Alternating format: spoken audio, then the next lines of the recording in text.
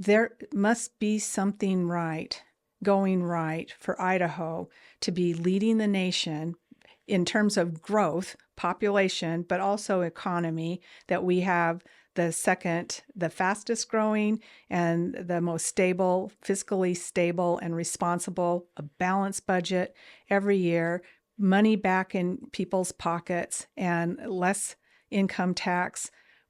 Representative Yamamoto, how are you? I am doing well today. How about you? I'm doing well.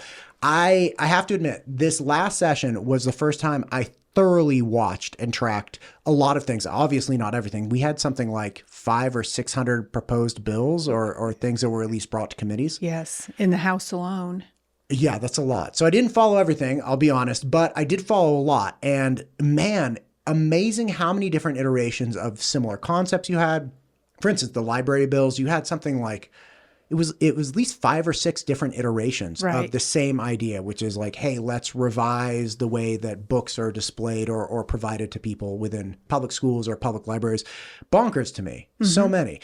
You were kind of notorious, kind of infamous in the Republican Party for taking what appeared to be counterpoints to things that are generally conservative, like restricting access to inappropriate books within libraries. It's not that you're against doing that. You're just against a lot of the things that come along with those bills, and some you support and some you don't support. Is that correct? That's an accurate representation. It goes back to in the preamble of the Idaho GOP. One of the main things it says that government is best that governs least, and the most effective is responsive government closest to the people. And of course, I think the closest to the people is the parent. And then after that, it becomes the teacher and the principal and then the school board, who's elected by those parents and patrons. And that's where I felt like that needed to be dealt with. And that's why I supported a different iteration of that bill that was a process orientation that was helped develop by librarians to say, how are we going to procure materials? Where are they going to be shelved? And then if somebody does have a problem, what is the process that we would go through to review that? And the same thing for, it did not deal with public libraries, but again, those folks are either elected or that whoever, the mayor and city council who are elected, they are the ones who appoint those positions. And so the government closest to the people and who know the mores of that community, that's who I believe should be charged with that. And, we saw that play out in Nampa. We saw that play out in Ada County. And I think Idahoans have good reason to believe that we have Idaho solutions for Idaho problems. And I still don't believe that 710, when it is promoted on the floor as we have something worse if you don't like this one, that to me is not a glowing. Wait, I'm not familiar with that presentation. What could you? Right. Well, so it came back around after it went to the Senate, and they were working on making some changes that, frankly, I would have been more supportive of, because really, who does want harmful material in the hands of young people? Nobody. No one. Right. But it still had that private right of action, but they had brought it down from $25,000 or $2,500 to $250, but it was still there.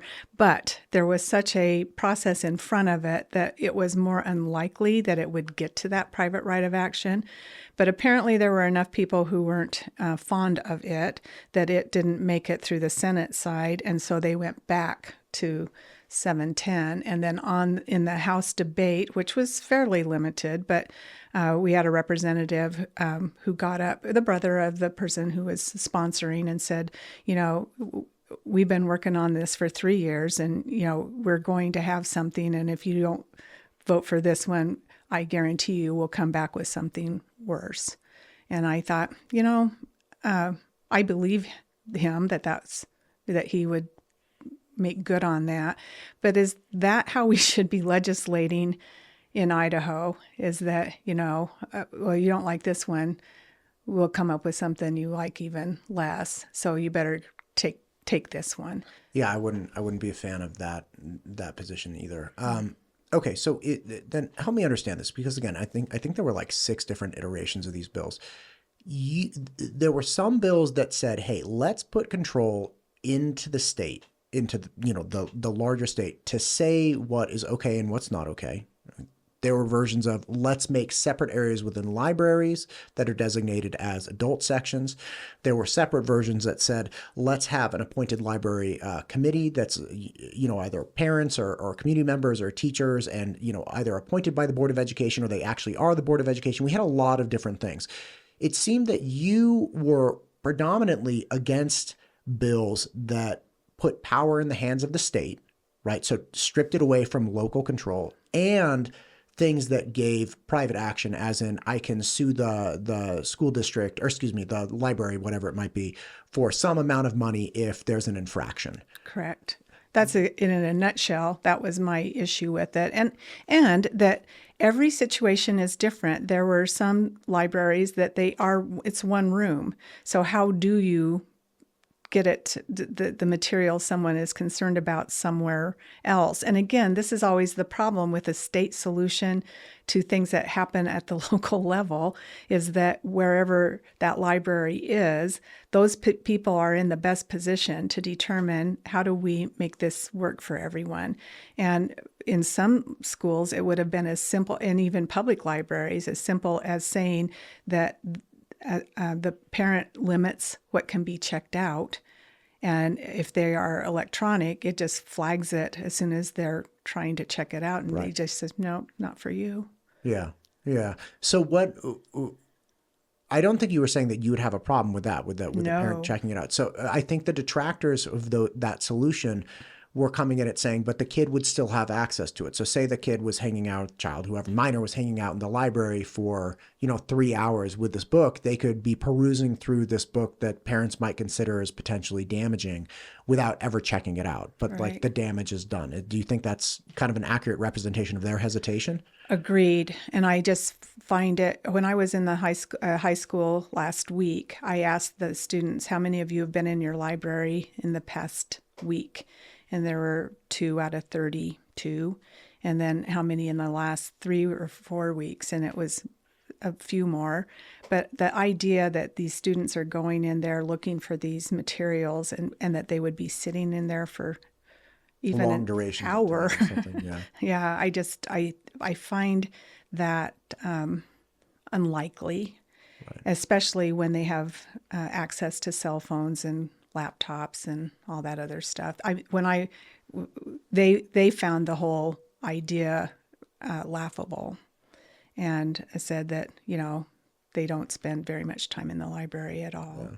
I think that I've heard board members, not here, but I have heard board members report that they don't think the library issue is as big of a deal, for similar reasons, in that they're saying, look, whatever they find in the library, they can find on their cell phone, and way, way worse. And although that does seem to be true, I have heard people retort, yeah, but the cell phones are not being provided by the state.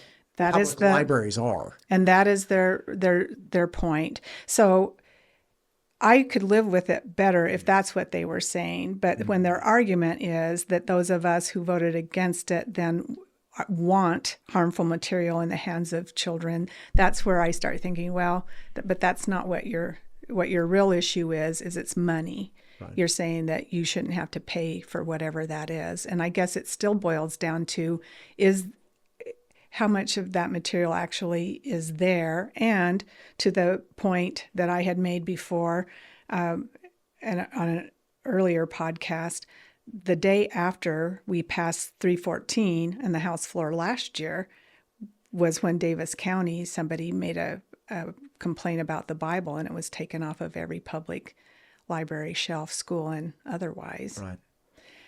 Sometimes we have to be careful what we ask for, and at what point do we say, I do trust parents. I trust them that they know that they've been talking to their kiddos about what they want them to read and what in our family is acceptable and what you don't want to be filling your head with.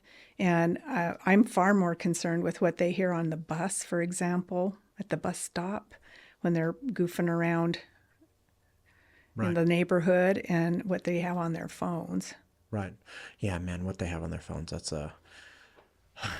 a crisis for another day. Another day. Another day. Pull this guy a little bit closer. You lean back, which is fine. Yep. Get comfortable. Just Okay. Let's talk about public safety, because this is another one that horrifically we have been reminded of recently with the death of one of the Ada County deputies. And it's a lot of people that I know that have moved here in recent years moved here because it was safe. And every time somebody says that, I remind them, like, yeah, look, it's safe, but it's safe because there are people out here really working hard. It's not safe because there aren't criminals. It's safe because we support our law enforcement and the community believes in them. And that makes it safe for us. It doesn't make it safe for the law enforcement. So we need to continue supporting them, obviously. Public safety is a big one, though. It's huge. When we did a poll, that was the number one issue, is public safety. And it was in a broader sense with immigration, even from the southern border.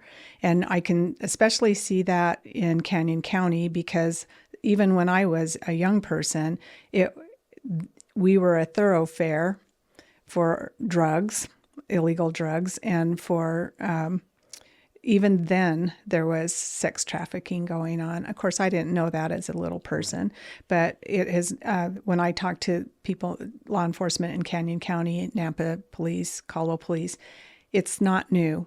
It's just that we're more aware of it. And so I do think that's on top for people, is how do we protect our communities from an influx from outside. But then, as we saw just happen in Ada County, they don't necessarily have to come from outside. As a 65-year-old white male who shot that Ada County sheriff's deputy on a traffic stop, for heaven's sake. Right. Do you think, I mean, public safety is obviously very important. Do you think that the excessive focus, or let me rephrase, one, do you think that the focus on immigration is excessive, and that although it's popular to think about and it's on everybody's mind because we see, the southern border, we're not attached to the southern border, right? That's not saying that we don't get immigrants up this far north, but it's not a problem like it's a problem in Texas. So do you think the concern about public safety based on immigration is exaggerated? And if so, what is the real concern with public safety? I think that for the people that are highly concerned about it, that they don't think it's overstated, because they watch their nightly news and they're watching this influx of hundreds of thousands of people, and then seeing the result of that. It's not overstated in as much as Governor Little felt like it was necessary to send 10 ISP folks down there to learn what's going on, how are you dealing with it, and how then can we bring what we're learning there back to Idaho and effectively deal with preventing, and then when here, dealing with that influx. And as far as numbers, I have yet to see any conclusive evidence that we have an influx of, or like busloads of people coming in the dark of night and being let out into communities. But I recognize that people are concerned about it, which is why we passed the Senate joint memorial to say we acknowledge there's an issue. We call upon President Biden to please take it seriously and to start implementing some things to assist. At the same time, in good old ag-oriented Idaho, we need to make sure that we aren't cutting our nose off to spite our face, and those people that come in and they're here legally and they're working in dairies and on farms and doing work that needs to be done so we all get to eat. And Idaho, I don't know if you know this or not, but we're second in the nation for a strong, stable economy. And I think part of the reason for that is that we bounce back from COVID faster than most, and we have a very robust ag economy, and other businesses are flourishing as well. But part of that ag economy is based on those that are here on either work visas or through a program that allows them to be here right. legally. There was the bill that never even made it to committee. I think Representative Hill had one. It was an E-Verify bill, and people got very concerned about it. They're like, you're trying to track, Idaho citizens. It's like, no, the E-Verify bill is the exact opposite. We're trying to make sure that Idaho citizens and people that are here legally or on some kind of work program are actually here, get the ones getting the jobs, not the people that aren't here legally, that aren't here on work programs, that are just grabbing them. But again, that didn't even make it. Like that Right. died before it even made it to committee, I believe. Well, and part of the problem with that bill was that from the federal government level, and I know because my dad was a farmer, he and my brother-in-law and brother, family farm, you can't ask. So when they give you their information, if you're trying to verify, then you can be legally liable. Oh. So I think that's always a problem with you have state sovereignty and then you have the federal government.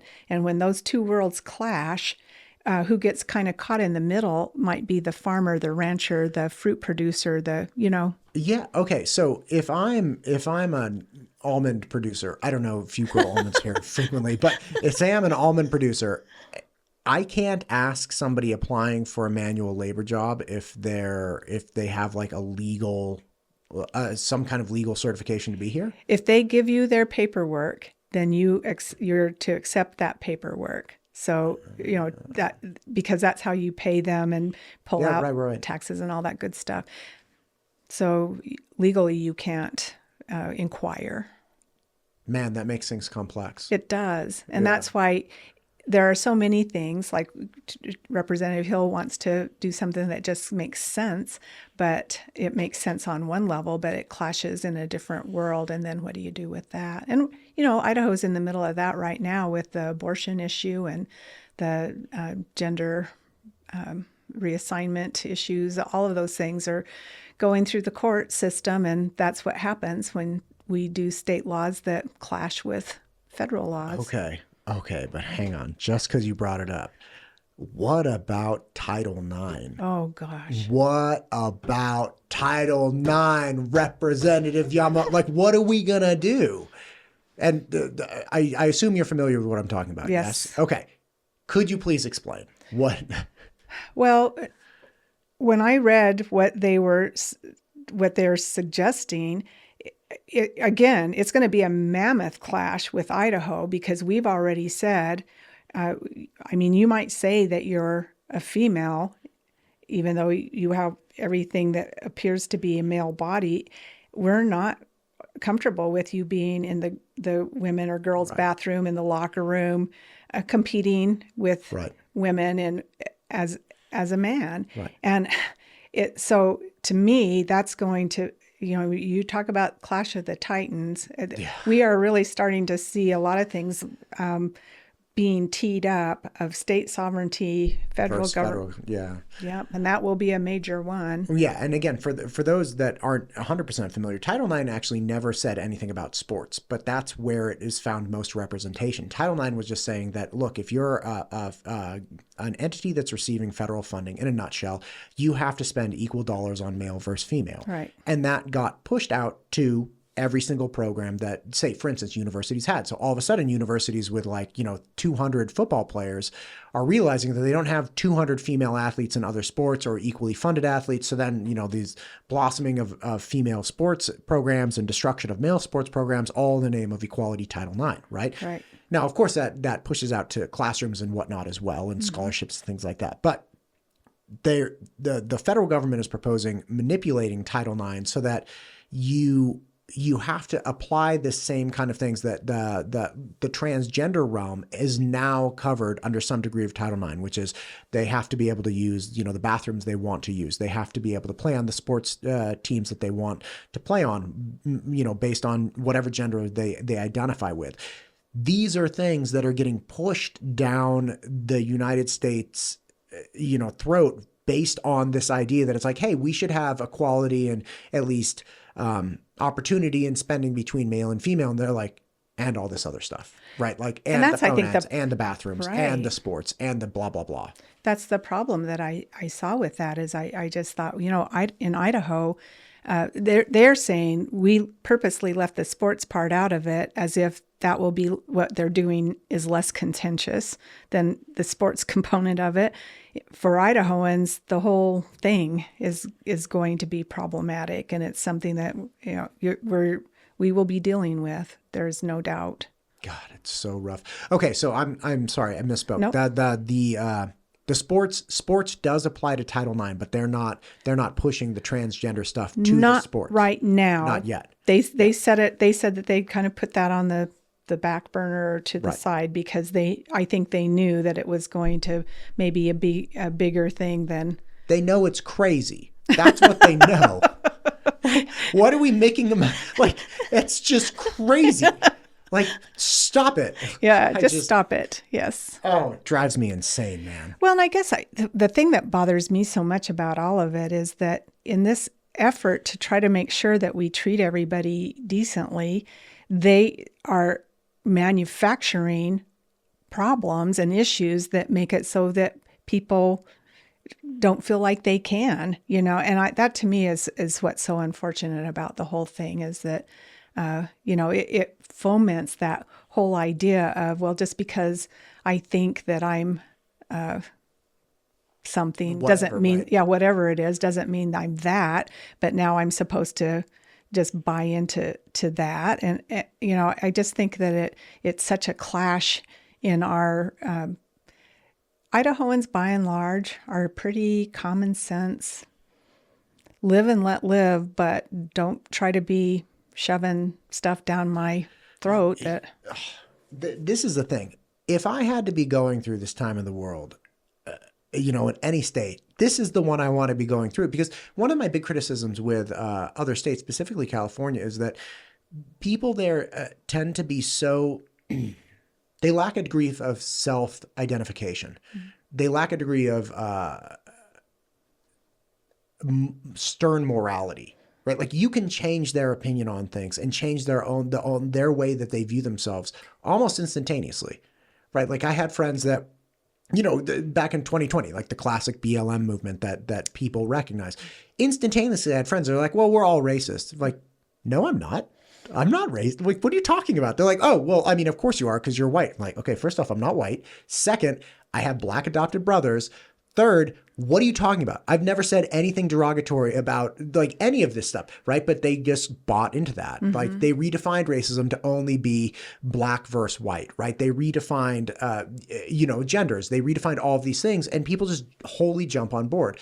Whereas I have found predominantly that Idahoans, especially long-term Idahoans, either multi-generation or have just been here for a long time, have a sense of themselves, have a stern sense of morality. Like, listen, you can think that and you can do that, and I think that's great. You go ahead and do that, but I'm not doing it, right? And I'm not thinking that, and there's very little to nothing you can do to convince me that I should do this. And that's the safest place for me, I think, in a large, tumultuous kind of inflection point, which I think we're at, which is, like, some people are turning themselves like inside out, just like all this nonsense. And other people are like, no, I'm just not participating.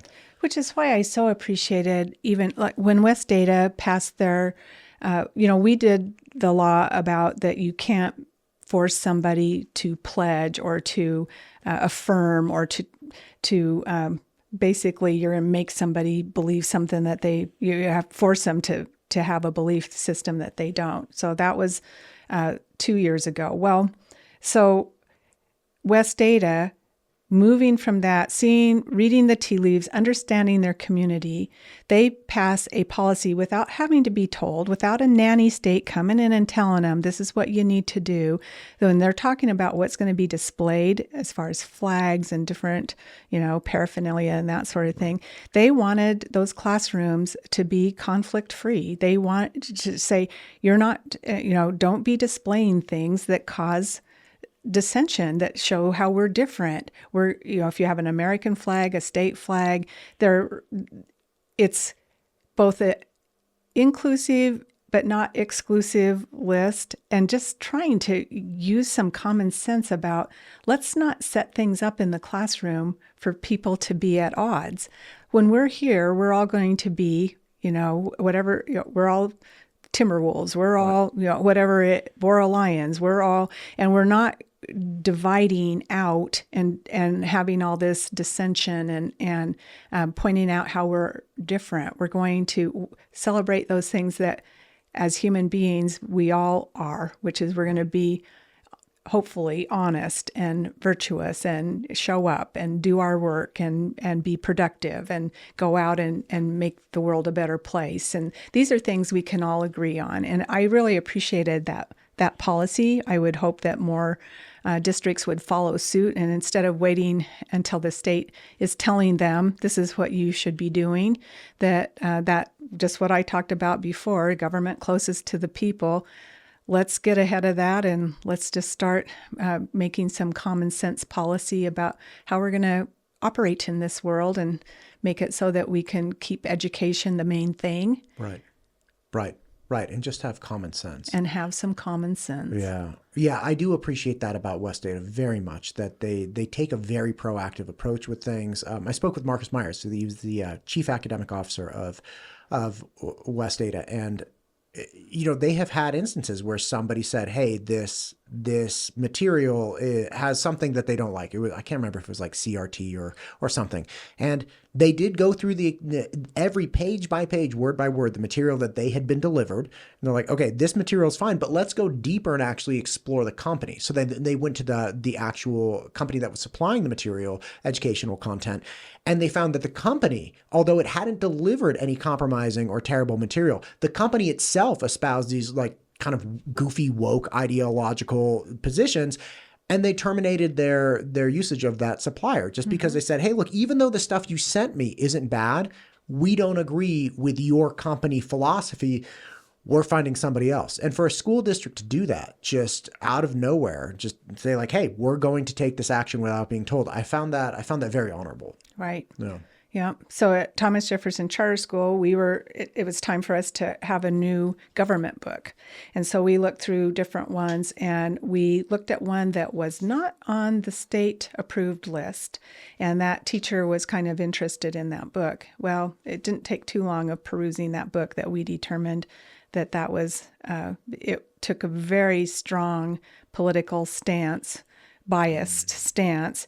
And that isn't something that we were comfortable putting in front of students, unless you're trying to say, okay, let's read this, let's analyze what's going on here and what is the obvious bias of this author and why would that be, and then what would be the counterpoint to that. But we're going to buy, in that school, it'd be 32 books at $115 a pop.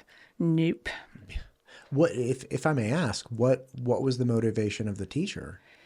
Well, I don't think that he had necessarily perused the book like those of us who are on the board or who are the administration. So in his defense, I doubt that he saw that. He probably looked in the table of contents and saw that it was covering the state standards, the things he wanted to do, and might have gone to those sections. And, but this particular book, it was very anti-President Trump. It was very clear, and then had quite a bit of stuff in it about climate change and that sort of thing. Well, you have to know your audience, who you're dealing with, and we're in conservative Idaho, Caldwell. Yeah. No. I can't imagine that would go over really well. No. Speaking of West Ada and public safety, because I was just kind of thinking, like, how did we get here? But public safety was a big thing with the schools, with Bill, what was that, 415? The Arming Teachers Bill. Arming Teachers Bill. The Second Amendment Bill. West Ada last night at their board meeting actually presented a Sentinel program that's essentially like a Sky Marshal program. So they would be hiring retired armed servicemen that are very, very highly trained, very competent, that it's not a one-for-one per campus, or per school site. So they don't have one person there every single day, but they roam through at various, unknown random-ish schedules. So If you're somebody who's interested in going to a school in West Ada to cause some kind of unspeakable damage, you have to reconcile the fact that there may be an ex-Navy SEAL sitting there waiting for you, and you don't know what day he's going to be there or she's going to be, or what. You just don't know the schedule. So all of a sudden, the presumed soft target that you thought you were going to get is no longer a soft target. And you at least have to square away with the idea that there might be somebody there with stopping power instantaneously. That's better at it than what you intend to be. Yeah, and right. see, that's the kind of local control, local decision making to me that makes the most sense. And I know there are people who are saying, well, gosh, she's me. I said that I was allowed to carry, but I don't want anybody else to be able to. Nope, that is not what I said. The law is in place now that allows for that. But what does it allow? It allows that not only the principal, but the school board they are who make those determinations, and that there's a plan in place so that just like these, the folks that you're talking about, it's a little more than an 8-hour enhanced concealed carry class. Right. I would hope it would be, and that they're thinking beyond that. And we could see even in a tragedy that he is recovering, thank goodness. Nampa was on the prison detail that took that guy to the hospital, and they had it planned so that they opened fire on, just about killed him. Right. And then when other people showed up, I don't know if the one person wasn't in uniform, but he was armed, and so he got shot. Now, luckily, it didn't, it's not going to be forever I'm sure it wasn't great, but that's a problem that I saw with just anybody who decides showing up at school, and there's no plan in place and no way of them knowing who has what, where, so at least like at Garden Valley, they have a process in place. And if you're going to be carrying and you're in action because there's a viable threat there, then you're wearing a vest or something that indicates that we know you're not the guy we're looking for. Right. You have you're a good guy. Right. You have some physical representation to indicate, like a badge, right? Yeah. But not a badge in this case, but like a vest or, something to help people realize, oh, this is a good guy. Yeah. Right. It's a tricky thing. But again, there was a need. There was a problem identified at the state level. There was a solution. The solution wasn't perfectly agreed upon. And again, West Ada took meaningful action, which I think is great. Again, no school or school system is going to be perfect, but to the degree that you can get adults in the room that are attempting to make progress, I think that's wonderful. Especially for the biggest school district in the state to be doing that. It kind of takes away any rationale or any excuse you would have for not doing similarly. Right, for sure. I did want to mention taxes, because you mentioned taxes, and this is actually a large issue with the school districts, right? Funding school districts is a hugely difficult thing. In West Ada, it's particularly difficult because you have such a large geographic area. So the people in Kuna don't necessarily care about the needs of the kids in Eagle. You have large areas that, like Star, that are growing very quickly with younger families, and then areas like Eagle that are not growing as quickly and are a lot older. So they don't care about schools. Like funding and taxes in general are really a tricky thing. And again, not just taxes as they relate to school districts, but just taxes in general. I mean, this is a hot topic for people. What do you think can be done about this? Well, I know there were people who weren't very happy about what they called the Christmas tree bill 521, but I did like the idea. If I may, I'm not familiar with 521. Okay. Could you just treat me like a 5-year-old? Here we go. So 521 says, you know what, the way we're going to reduce property taxes is that we're going to use sales tax. We're going to divert a certain amount of sales tax through so that bonds can be paid down, levies paid down, or that you can bond against this amount of money. And so it isn't a direct property tax. We're not saying we're specifically lowering your property tax, but we are doing through using sales tax dollars. So it works as long as we have the second best economy in the nation where we're buying, selling, and it's a strong economy. There are people who've been worried about, well, what happens if it's not? Well, that will be an issue. So we're lowering property tax through that vehicle, also dropped from that flat tax income tax we had before, another 0.05%. So again, not direct property tax, but if you're paying less in income tax, it should give you more. We're hoping that it starts making a difference. The reason for that is if you keep trying to do the homeowner's exemption, and the reason that we went away from that to some degree was that if the less that homeowner is paying, that money still has to come from somewhere. So it tends to then fall to business and to ag ground. Well, that's problematic as well. So we're trying to look for solutions that give tax relief to all Idahoans, not just some. And that's where 521 comes in to say, we're going to use this mechanism so that with what we're doing with 521, what we did with 292 from last year, we're going to funnel that money through and let it go to the school districts to pay down bonds or to bond against. And then we had to pass another one to kind of fix some unintended consequences of that one. This is the problem with having multiple things in one bill. Right. But I think we have it now figured out about that. It was one of the issues of moving from enrollment to average daily attendance. That also caused an issue with funding for schools. So we've been not funding public schools for so long as far as building maintenance, keeping them up, and then how they try to bond to build schools. There are some districts that couldn't pass a bond if they wanted to because they just don't have the tax base. Right. So we had to come up with a solution, and we've been working on this for the 4 years that I've been in office. There have been interim committees in the summer trying to deal with how do we address this, something that has been deferred maintenance catches up to you, and especially when buildings are 35, 45, 55 or older years old, it's challenging. Oh yeah, Senator Trakel referenced the sewer leak under one of the schools. Salmon. Yeah, and he said literally you have school children trying to go to school wafting up this methane sewer gas because there's a crack underground. They had to do. I mean, that's the nature of deferred maintenance. Like pipes will rot out eventually, and you're going to have to get some amount of money to repair them, or else the buildings could actually become completely uninhabitable. I mean, you can only, a smell is not great, but if left unchecked, it could become more than a smell. You could have actual gases coming in that are toxic and in nature. Well, there are schools that have mold issues, and it's a challenge. And I know that it aggravates people because they think it's just a black hole.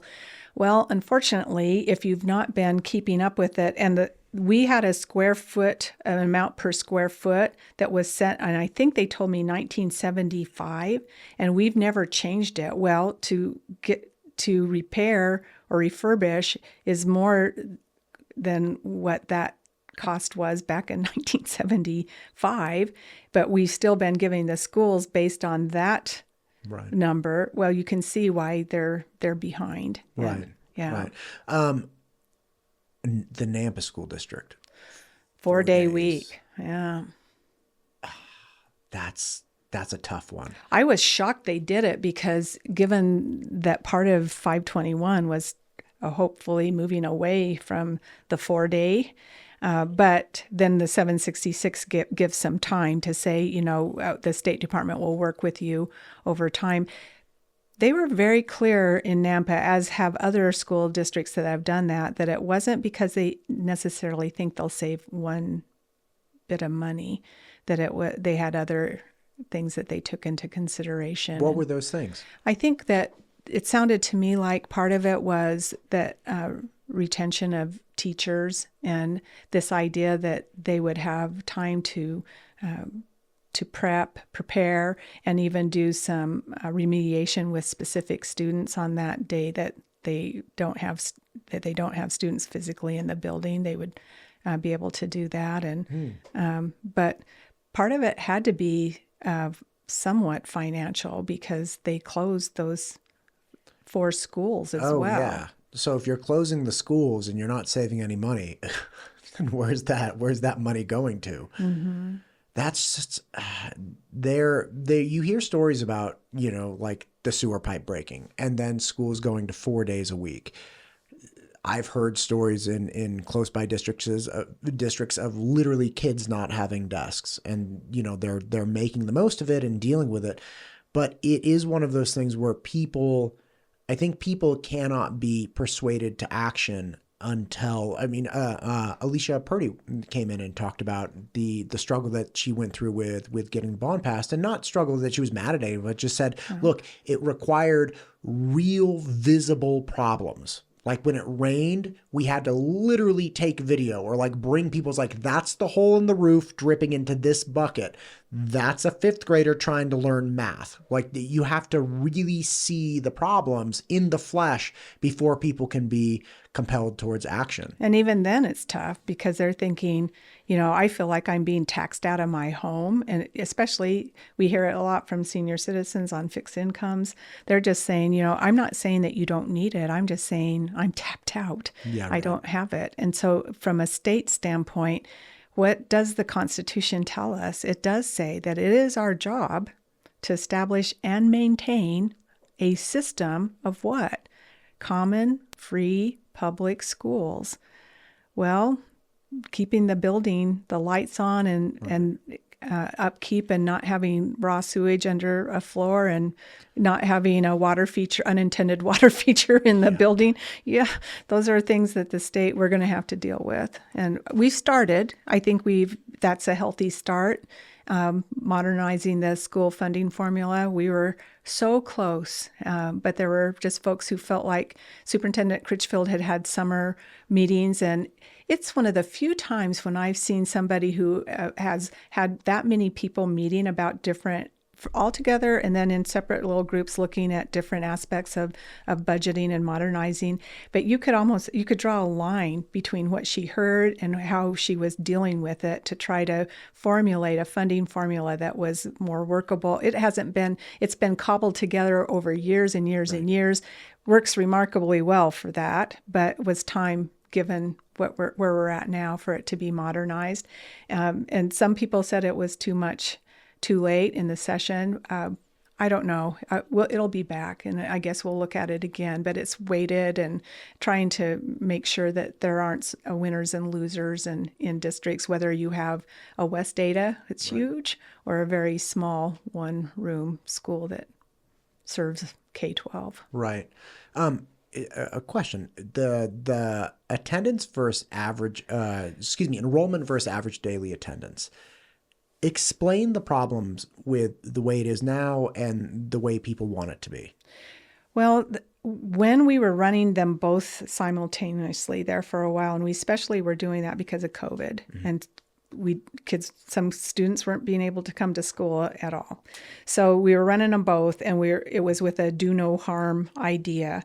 And what we saw was even a charter school that enjoys 96% average daily attendance, like a Thomas Jefferson charter, we still did economically better with enrollment than we did with ADA.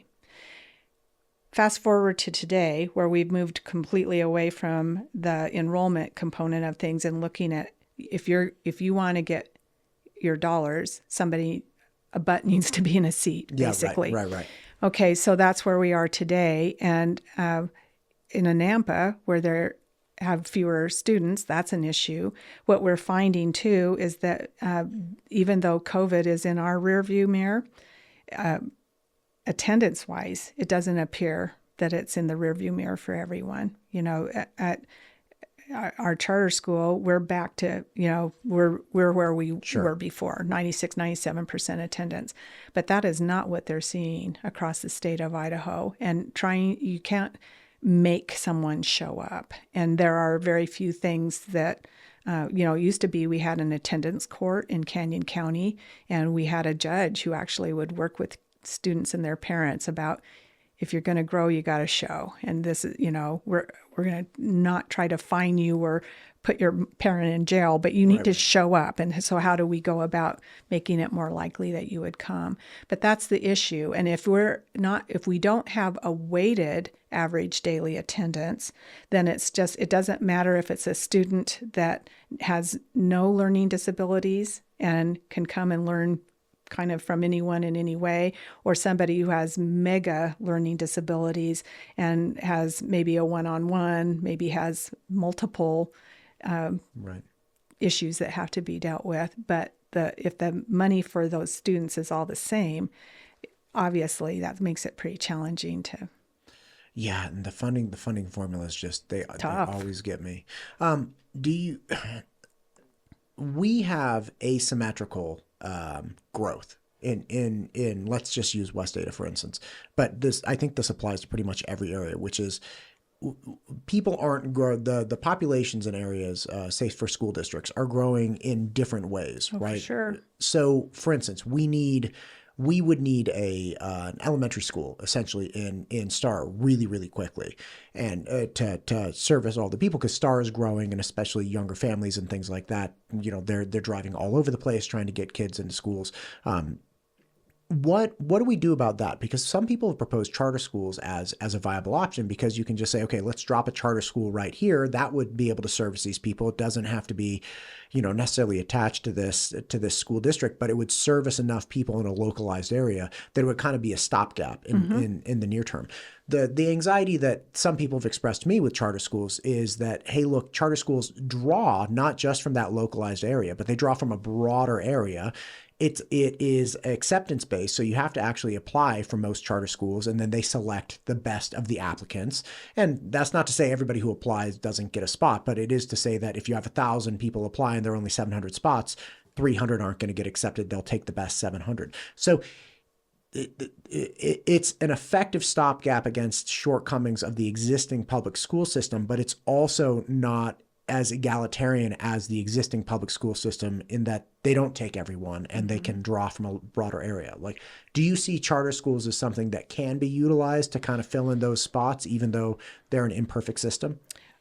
I think so. And one thing I will say is that most charter schools don't get to pick and choose. I mean, but let's be honest, if a parent is willing to go through an application process and it's possible that they don't have busing so that they would actually physically have to take the student to and from school, you are talking about a parent that's maybe a little different than just every parent in Idaho. And so, but I don't know that they're looking through applications and saying this one, not that one, this one, that not that one. They usually have a lottery system, and it's pretty, we just rewrote that whole charter school code and made it easier. It took stuff out that wasn't applicable anymore. One-stop shopping, it's all right there.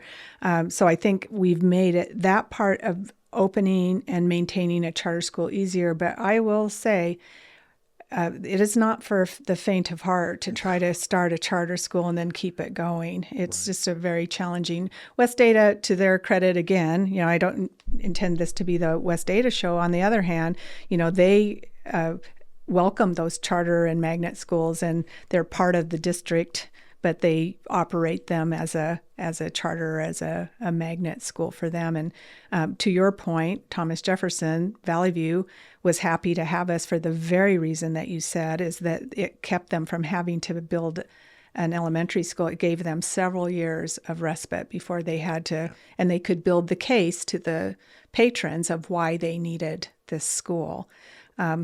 So I think charter schools, it is a part of school choice in Idaho that's not going to go away. We could increase it. They think that it's about 10% now, but I don't think we could put in enough charter schools quickly enough to take care of the need that, or the desire for that. And then you still do have to keep that public school going as well. So that's always the issue when you're looking at privatizing schools or vouchers or that sort of thing too, is that, how many times can you start diverting money that you just don't have now two different systems. Right. And you can't, one of the problems with vouchers that I had this gal on who's a big homeschool advocate. She homeschools her children. She was homeschooled. She's a big fan, but she's also a big advocate for public schools because she said, look, there was a period of time in my life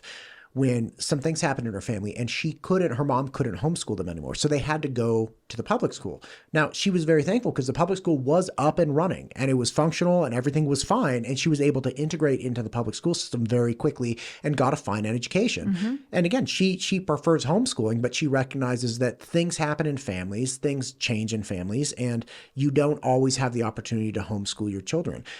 And we were talking about a lot of different issues with the voucher system, or essentially, the tax credit system, whatever it is, but essentially diverting public funds to help pay for private education. And she said, look, you can't shrink. We were talking about it, and it's like you can't shrink. Say you take like Eagle High School. Okay, say you lose half of the kids at Eagle High School, and half of those kids go to some private system. Okay, fine. You can't shrink Eagle High School, right? Still Like need to have the rules, classes and right. You still, I mean, unless you start cutting every absolutely unnecessary, everything but the 3 R's, right? Reading, writing, arithmetic, everything but those. You still have the roofs to maintain. It's not like you can literally shrink the building. You still have maintenance. You still have grounds to cover. You still have, football teams to go out and do practice. Like you have all of these fixed expenses and services that you want to provide to these students that would absolutely hollow out Eagle High School if you were to do that. Now, obviously, if you could, wave a magic wand and shrink the physical campus down and like reduce down the number of teachers and blah, blah, blah, yeah, that's all well and fine. That's not reality, right? Well, not only that, but what you have just described is really the difference between urban schools and rural schools in Idaho now, because they might have fewer students. But I know there was a math teacher that we hired out of Midvale, and he was teaching in one class period. He had 5 levels of math, everything from basic algebra and algebra 1 and 2, a trig class, I think he said, and a calculus class, all in one class, and represented by about 7 students.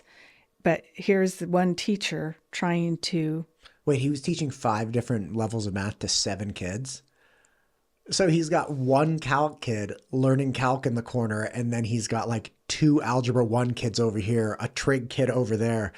Man, I fancy myself pretty good at multitasking, especially when it comes to education. That would have been extremely difficult. Yeah, he thought that having 6 classes of sophomores and freshmen, most people would find that daunting. He thought it was a piece of cake compared to what he'd been prepping for and doing where he was. And, and that was what he did 5 or 6 periods of a day. We're trying to do that same.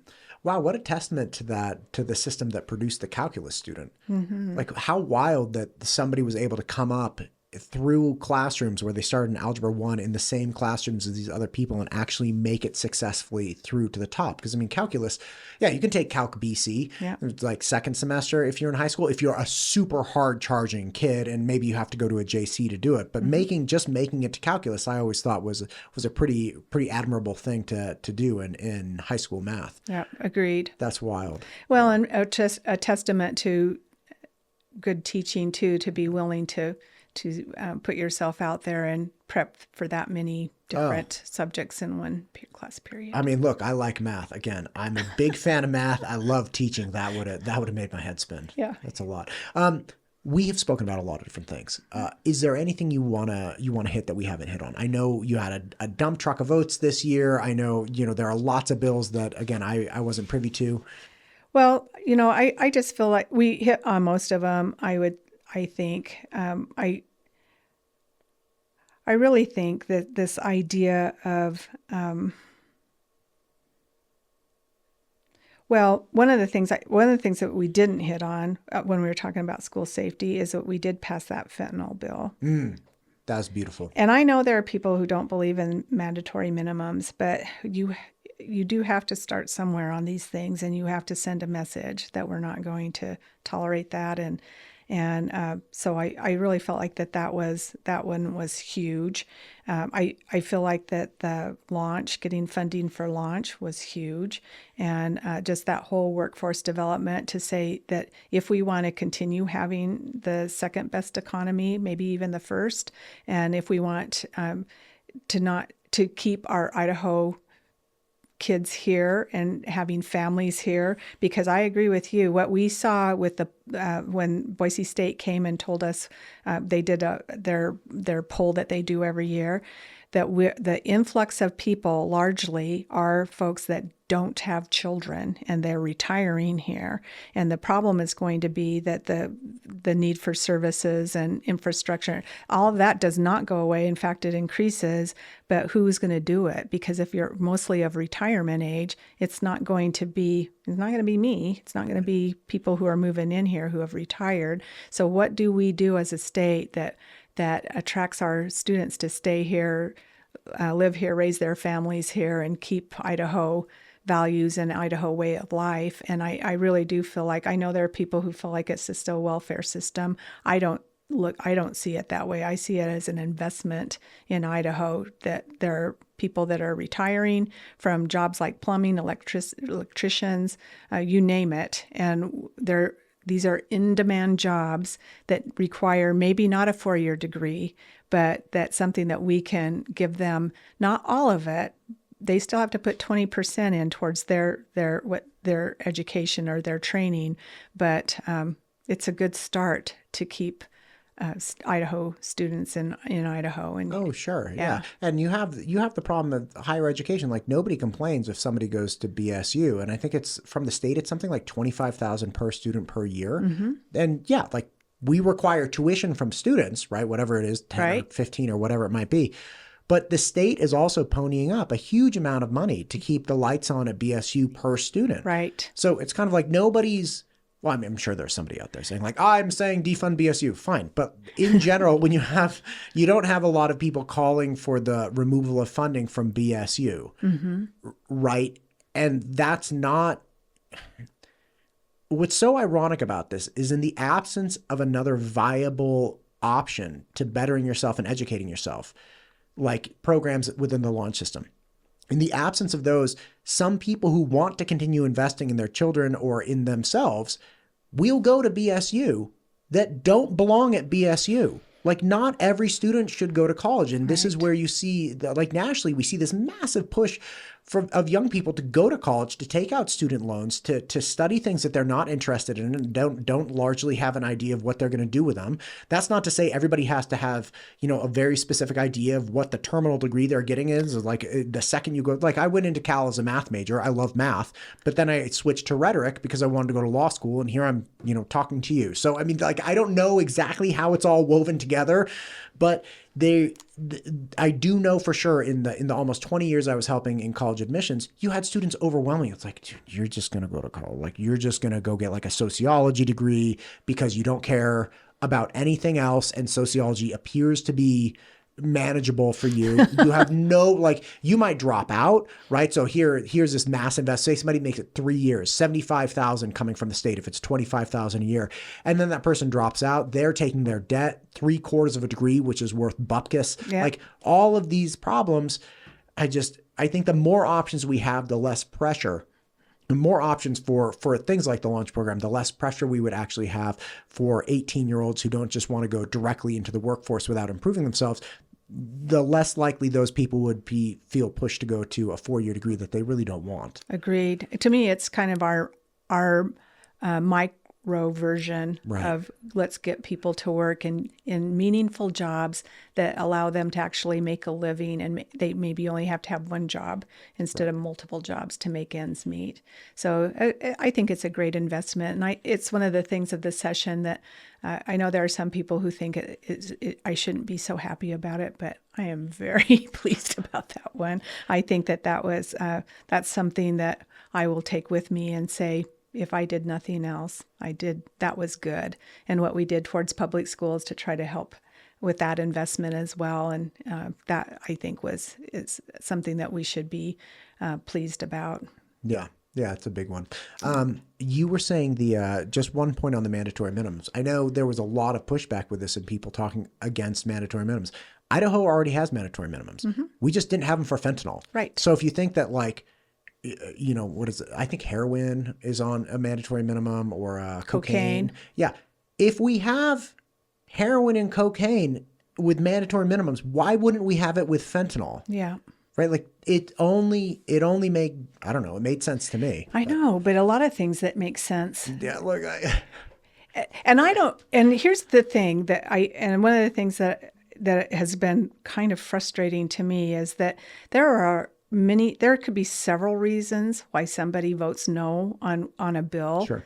And I just would hope that more Idahoans would actually ask their representative, their senator, so why did you vote that way? Because they should be able to give you their rationale. Right. And sometimes you might not agree with it, but again, over and over again, there are going to be some of us who are going to say, I know, you say I didn't vote for that, but there was another bill that did that same immigration thing, but acknowledged the need for ag. So that's why I voted for that one and against that one. The sex trafficking thing, there were several of those too. So if you voted no on one, certainly doesn't mean that you thought that there should be human trafficking.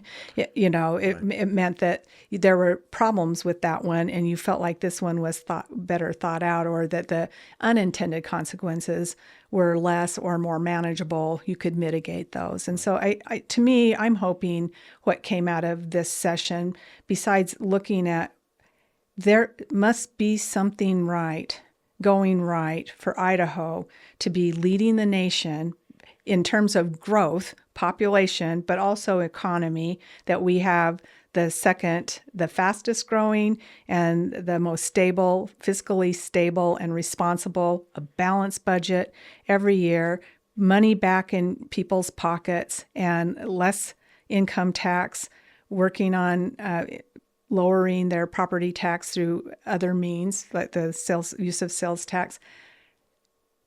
Look at those good things and tell me what really was so wrong with how we ended that session, the last two sessions. Well, Representative Yamamoto, I appreciate you not just coming today, but everything you've done to help create this great state. Again, I love it here. My family loves it here. I'm so tickled to call this place home. And there's something going right. We're glad you're here. And nobody's saying it's perfect. I no one thinks that, but let's not lose sight of the big picture. And right. And then maybe let's think about collaborating and coming up with some really good stuff instead of looking for ways that how we're different. What can we put our minds together on and come up with something even better? Yeah, absolutely. Well, again, thank you for what you're doing. Thank you for coming in today, and good luck with your campaign. Thank you. Appreciate you. MTU Studios is the proud producer for the Ada County Sheriff Podcast, the Idaho Wildlife Federation Podcast, the State Representative Ted Hill Podcast, the Idaho State PTA Podcast, and many more. If you or your organization is thinking about starting a podcast, MTU Studios would love to help. Just check out mtustudios.com.